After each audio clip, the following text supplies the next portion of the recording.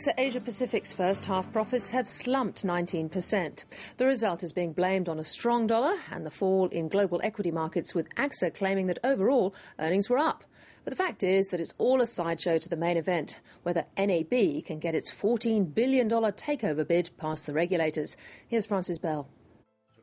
Axa Asia Pacific boss Andrew Penn has become used to fielding questions about the NAB takeover deal, and his response never varies. We have a very strong mandate on business as usual, and that's what we'll continue to do. There were reports that the ACCC commissioners were due to meet to consider a revised NAB proposal, which addressed the competition concerns about retail investment platforms.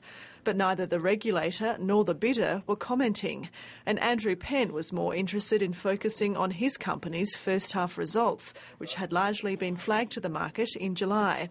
Net profits for the 6 months to June was down 19% to $219 million, but operating earnings were up 6% to $270 million.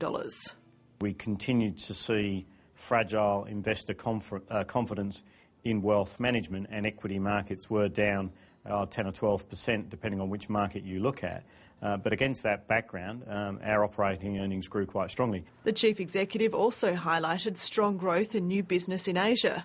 Even so, profit for the Hong Kong division was down 20%.